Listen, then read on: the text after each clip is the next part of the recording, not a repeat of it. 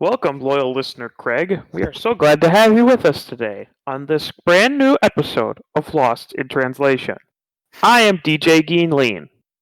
I'm DJ BlootScoot. And I'm DJ gothunk. How was y'all's week? I had a good week. I had a test today, and I think it went well. So that's nice. I had all my exams last week, so I'm just chilling. Nice. That's nice. I do have papers that I need to be researching for. I think I have one paper actually. I don't have that many. Yeah. I don't know. I don't know. I've got 0. It's all math.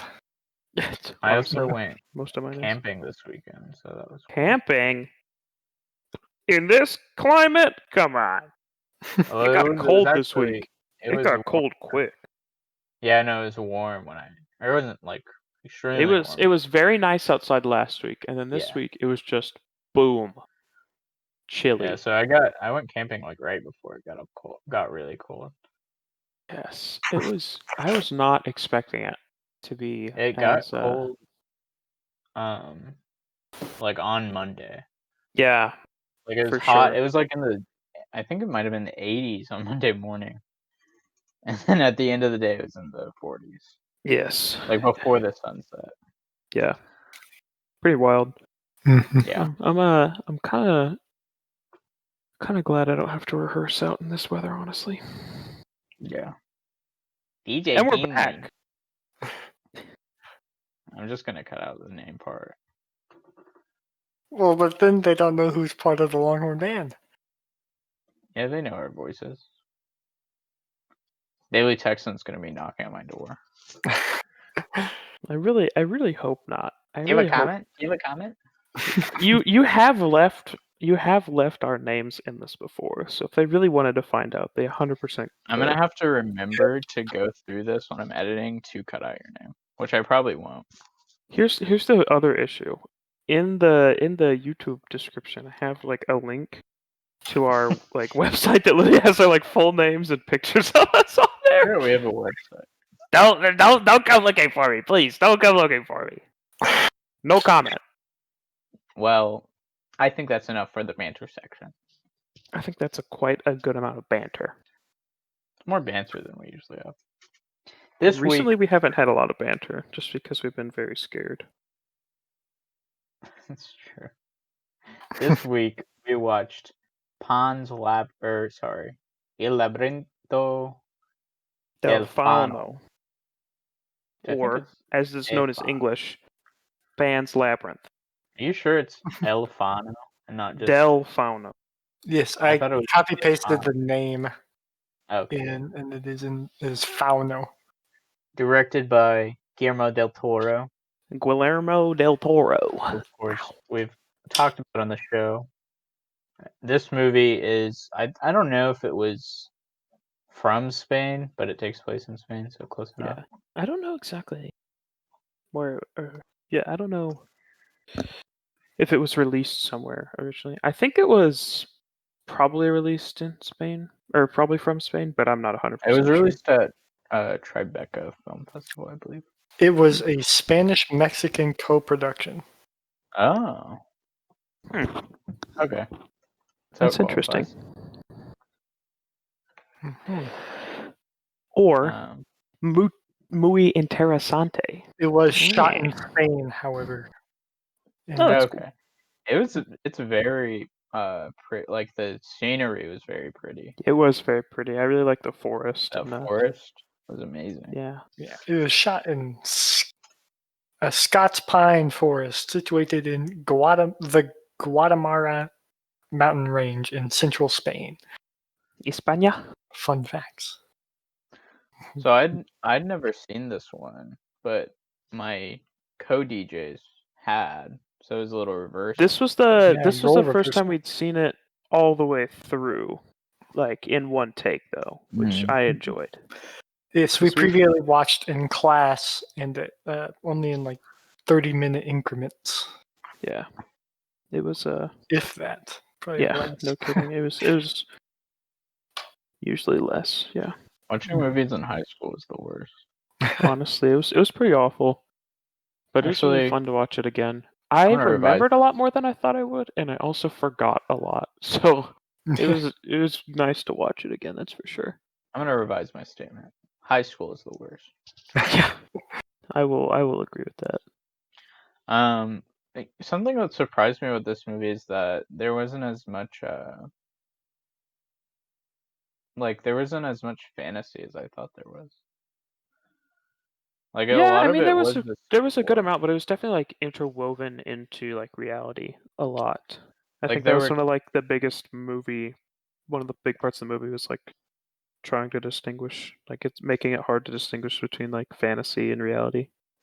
and there were two like big monsters, which I Three if you thought they count the were captain. oh yeah. That doesn't have the signature prosthetics as the other monsters that Guillermo del Toro is known for. You mean animatronics? I'm pretty sure it's prosthetics as well. Oh, Like the Pale Man. Oh no, maybe the Pale Man was animatronic. I don't think I think the Pale Man was probably. Which Yeah. I wish I'd seen that for the first time when I was watching the movie. Mhm. That's like the most famous. It is. It's so weird. Like that is I such know, a it's weird scene. Oh yeah, it's our Halloween episode. Spooky. Ooh. Ooh.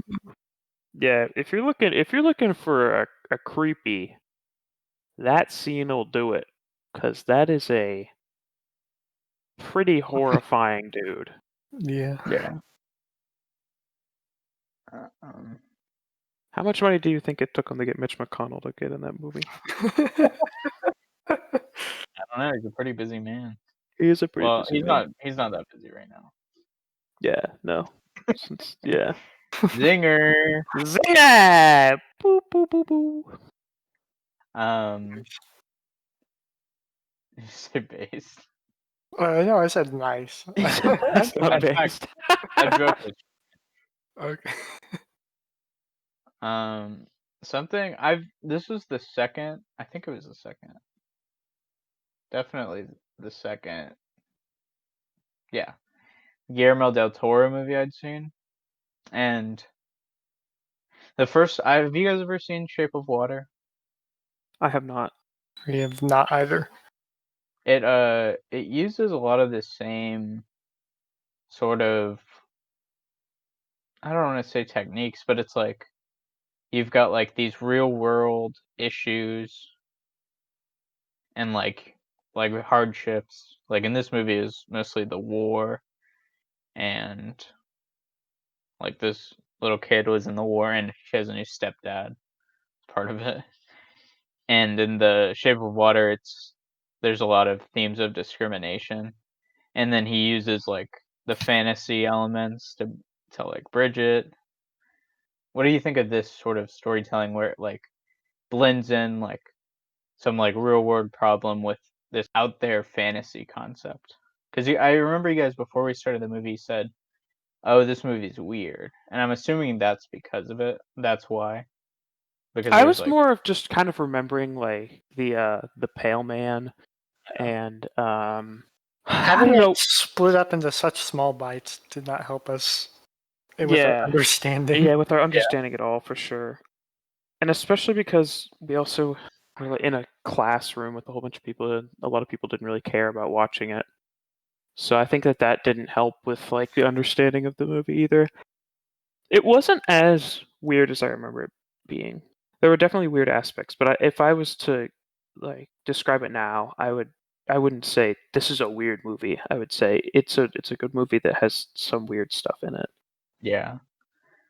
Definitely, I agree. It's I usually don't like movies that make use of, or I don't like them as much. Like the movies that make use of magic to tie things together. I think you don't really need that to make a good story, but I think this one does it.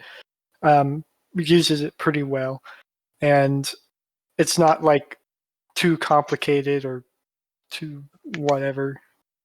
It is very accessible And yeah, I agree with that.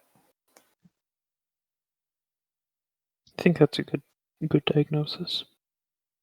Was it easier to watch this movie compared to the other dramatic works that we've had in the Yeah, past few weeks? I think it was easier to watch this than Roma, for example. Although I would say it is less easy to watch than one like City of God, though, in my opinion. Oh yeah. Yeah, City of God was a pretty. Yeah, I would say it was a good movie, but it wasn't a intensive movie-going experience. You know what I mean? Yeah. I would say it was.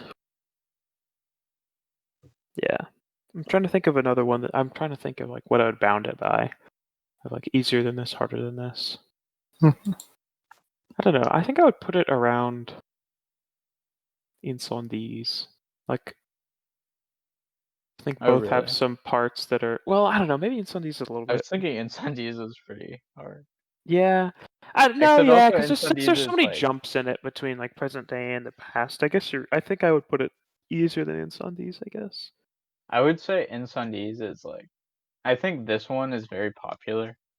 I would say Incendies is like the movie that I think I think like that would probably be the movie that I'd recommend the most to someone listening to this who hasn't really listened to any of the movies. Like, just because I think that one's sort of like, it's sort of out of the blue. I think a Yeah, lot that of one people have is. heard of Pan's Labyrinth. I Did think I say so. that in a weird way? No, I understood what you meant by that. Okay. I would recommend Pan's Labyrinth and Incendies. Probably the same. I don't know. I really like Pan's Labyrinth, but Yeah. Incendies is also really good. But I think that like part of the difficulty around Pan's Labyrinth is kind of like the way the fantasy and reality like permeate into each other.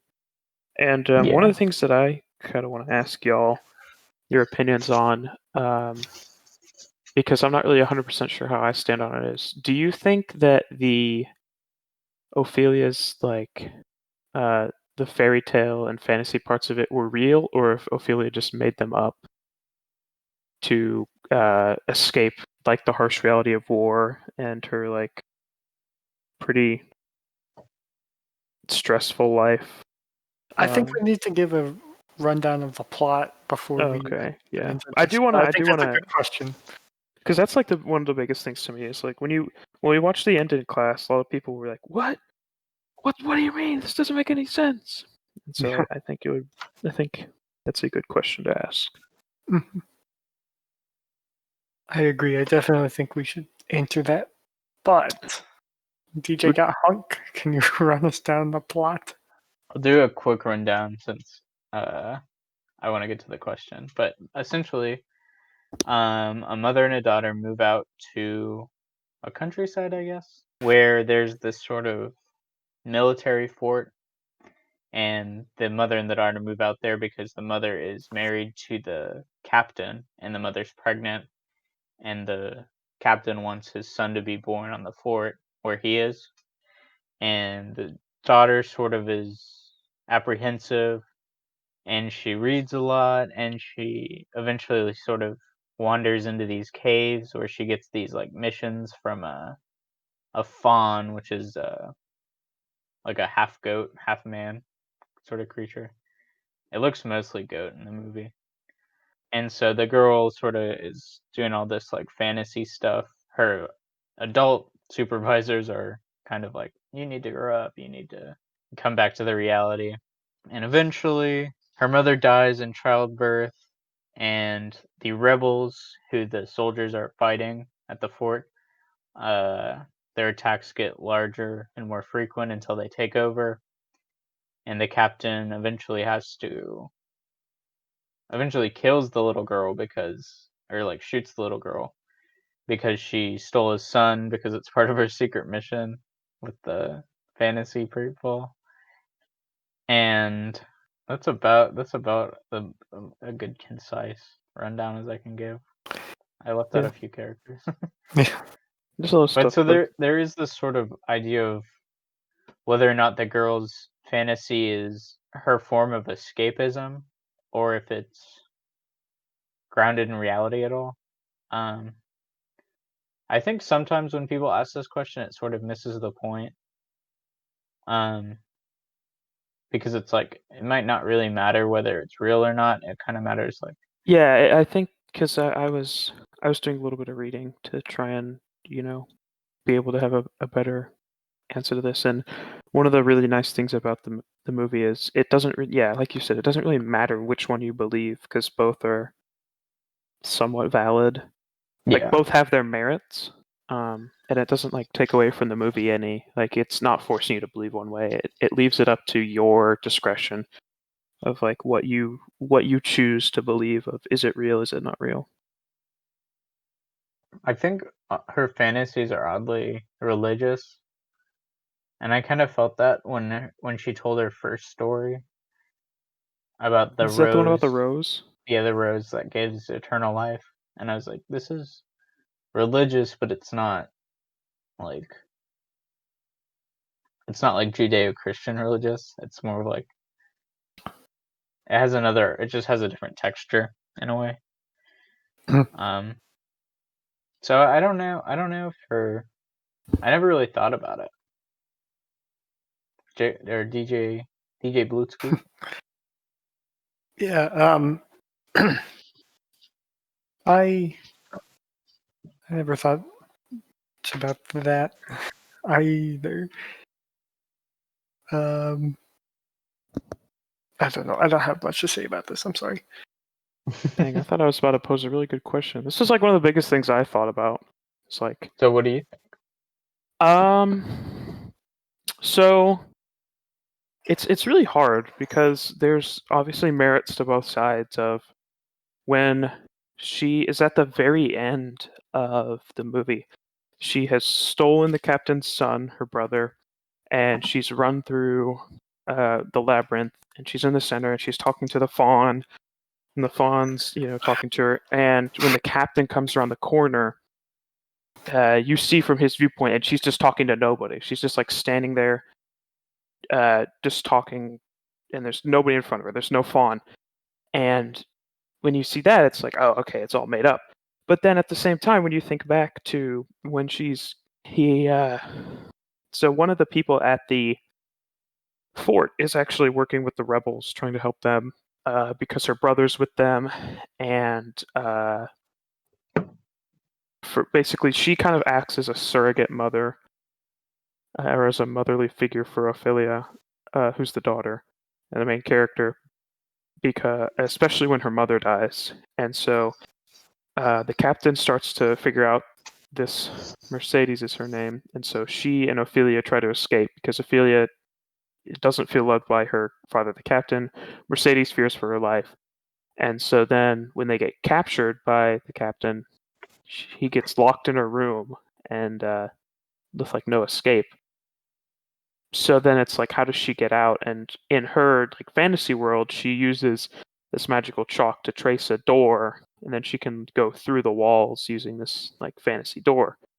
And so when they break into the room and the rebels are taking over the fort, she's absolutely nowhere. She's actually taking the captain's son, and there's a chalk outline on the wall. And I think that reinforces like how there's like no way she could have gotten out unless she actually was able to like push through the wall and like use the fantasy aspect and stuff like that. Also, the tree at the very end sprouts a flower. Yeah, that's another Like one her of little like reinforcing it. skeletal. I also had another a point on that actually. At the very beginning, even there is a sort of sense that something's going on. Like there's a kind of fate aspect or magical aspect where at a very specific time the mother has the woman, the pregnant woman, the mom, I forget her name, has a contraction or something, and they need to stop the car in just the middle of nowhere, some random stretch of road, and then the girl gets out and walks along and just finds a rock and walks a few more steps, finds this broken totem, and that is missing an eye in the exact shape of the rock that she just found a second ago. And she puts the eye into the totem, and out comes the first fairy that she comes across in the movie. And that's just a very random and situation that, like, Yeah. it's I not. mean, It didn't happen by. There's very unlikely it happened by chance. It almost certainly was some sort of magic element in Do you also there. think that kind of goes back to the whole idea of the story of like the fact that she is the princess and she is part of the fantasy aspect is it's her fate to like return to her kingdom, and so like since those are so interwoven, it's like there has to be some amount of fate that like has to push her in the direction. Because the other thing is like she happens to end up at this fort that happens to be right next to a labyrinth that happens to be the last shrine that can return her to her kingdom in the underworld. So it's like I think that also reinforces the like fate aspect of it, of like it pushes her to where she needs to go when she needs it. Yeah, definitely. It's like this. The rebels just happen to be hiding out next to this ancient ruin that hasn't been touched for millennia. And yeah, there's definitely some act of fate or magic or something that let her end up in the right place at the right times. Yeah. Should we do some trivia real quick? Sure. Del Toro got the idea from the fawn from childhood experiences with lucid dreaming. Like, he dreamt all of that. Or not all of that, but like portions Maybe the of it. appearance of the And fawn. yeah. It's pretty cool. The movie also uses almost exclusively complex makeup and animatronics. So very little CGI. And you can kind of make out when there is CGI, but the makeup is very impressive. It is because when I was rewatching it, I was like, "Oh, that's CGI. Oh, that's CGI." But then I kind of think about it a little bit more.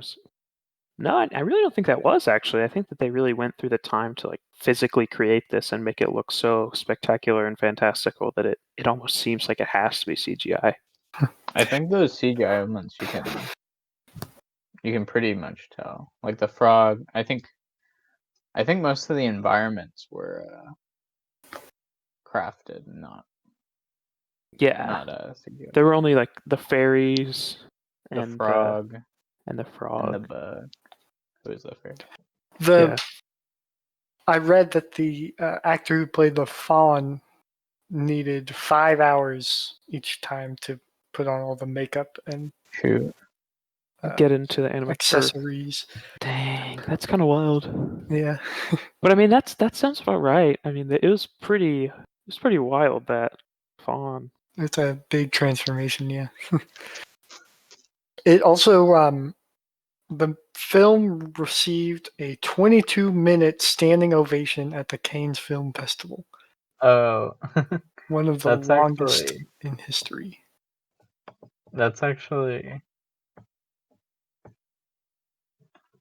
there's this, just real quick. Mhm. There's a stigma at Cannes.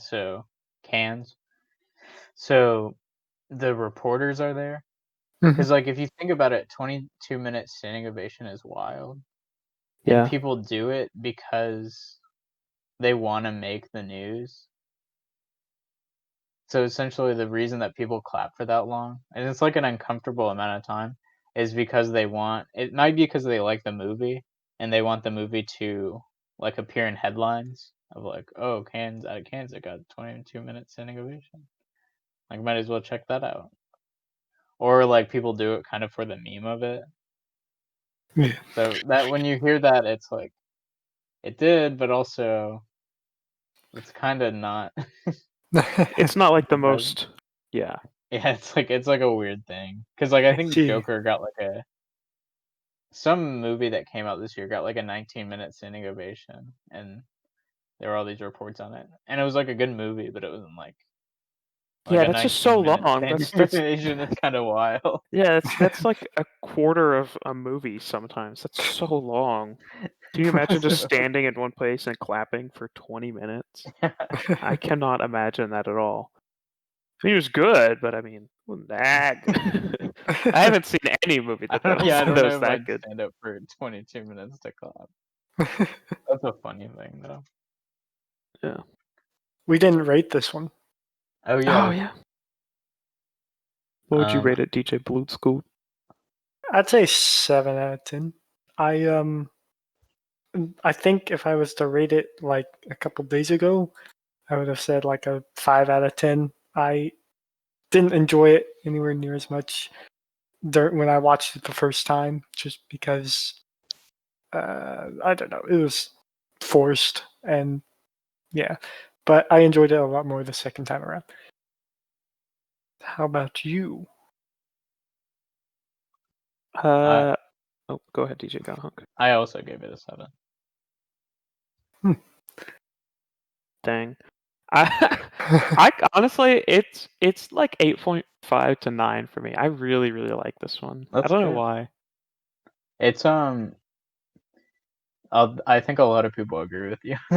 Yeah, I think me I and really, BlootScoot have because the like first time I watched it, I below just remembered average it being good. I didn't really remember why I enjoyed it. So I would agree. I would probably rate it about a 7 a couple days ago, but rewatching it, I was like, I just really enjoyed it. And it's one of the it's one of this and Incendies are I rated them about the same of both like 9 out of 10, and they're both movies that I would like. I have actually been thinking about for at least some amount of time, like after we had watched it, because usually we watch the movies during the week and then we record like a day or two after. And for both Incendies and this one, I've been thinking about stuff, thinking about, oh man, that's so good for at least a day or two afterwards. So I gotta rate it pretty highly. That's good. Nice. Well, so this week we explored movies with our movie had a childlike sort of presence to it. And next week we're going to France, and we're in France. There's another director who I've only seen one of his movies, and it's called City of Lost Children, and it had a similar thing where it was rated R, and it was obviously for an adult audience, but it had all these like childlike elements to it, and it had this sort of childhood fantasy to it. Unfortunately, we won't be watching that movie, but we will be watching another movie from Jean-Pierre Jeunet called Amelie. So join us then. Bye. Bye. See you next week.